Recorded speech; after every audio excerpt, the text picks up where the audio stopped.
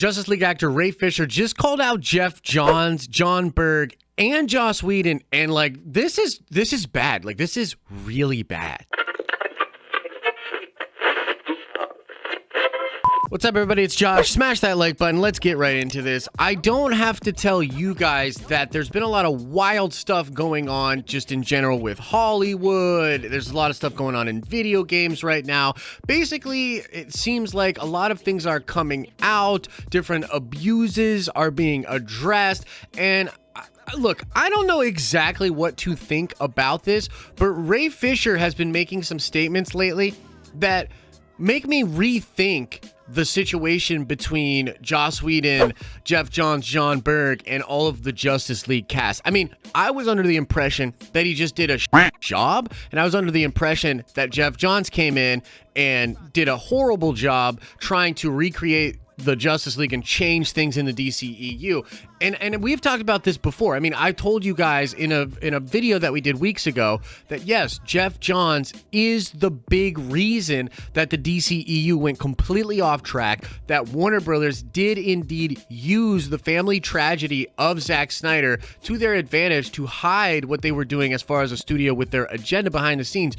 I knew all of that, but these recent comments by Ray Fisher make me curious. Is there something else going on? Was it beyond them just doing a bad job and being super shady and screwing over Zack Snyder?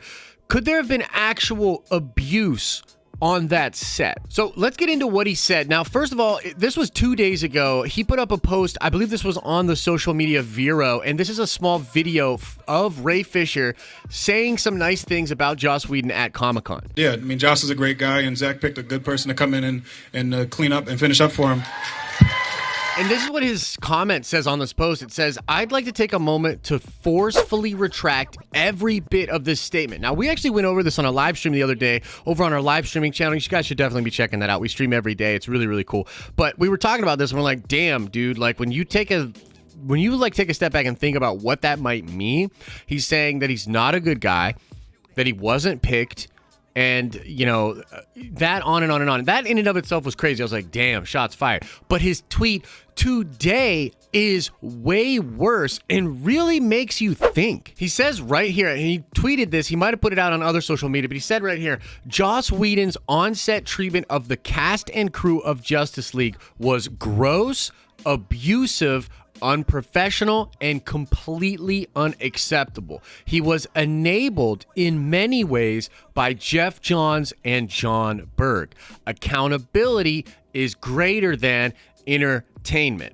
And this is so crazy. Just looking at some of the replies right here, Brandon Davis from comicbook.com says, "Damn, man, I remember how excited you were about all of this too. I'm sorry you didn't have the dream experience that this role should have been.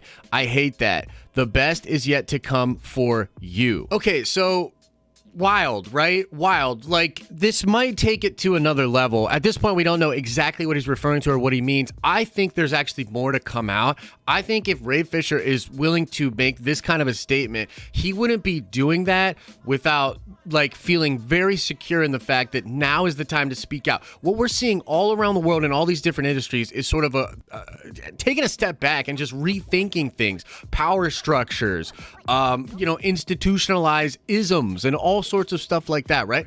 So, man, really don't want to even maybe speculate about what he could be implying here, but we do know that Ray Fisher was going to be the core of Zack Snyder's Justice League. And apparently, Zack literally brought him in to collaborate on the experience of this dude, of the character, right? So the Stones and their family, that was all going to be a big part of Justice League. And I think we'll see that in the Snyder Cut. And you have to wonder, Joss Whedon sort of shoving that aside and being enabled by Jon Berg and Geoff Johns, what is he getting at here? Is he trying to say that like that there was some abusive, gross, you know what I'm thinking, kind of stuff going on set? Yo, wow. If that's true, that's really bad. Now, I will say this, not Geoff Johns, but Joss Whedon was actually getting into some drama around that time as well. I believe his ex-wife came out and kind of said that he was a hypocrite, that he's actually really sexist. There was some crazy stuff coming out about how Joss Whedon himself had kind of admitted that he was, you know, a male feminist and pro-female in a lot of ways, but then he was still doing stuff that was really predatory, you know? And I don't know, I haven't followed that super closely. I thought maybe all that had been resolved. There were even rumors that Joss Whedon was going to come in and develop the X-Men for Marvel Studios, you know, that he was going to continue to work in comic book movies and that people would embrace him coming back to the MCU. But man, this is wild. And I think that this is the first we're going to cover of this story. And I think there'll be more to come, guys. But like Ray Fisher going super hard at Jon Berg, Geoff Johns, and Joss Whedon. Will there be more to come? Will other members of the cast and crew come forward? How deep does this go? Is Warner Brothers going to have to take a major L here and admit to doing the Hollywood thing and being kind of horrible in the name of entertainment? I think that is what Ray Fisher is saying. Accountability is more important than entertainment. It's going to be really interesting to see how this develops. How does DC respond? DC fandom's right around the corner. Geoff Johns is apparently still going to be fielding questions during that whole thing. Who knows, man? But I pass off the question to you guys. What do you think this means? Is there going to be more to come out about this story? How should DC respond?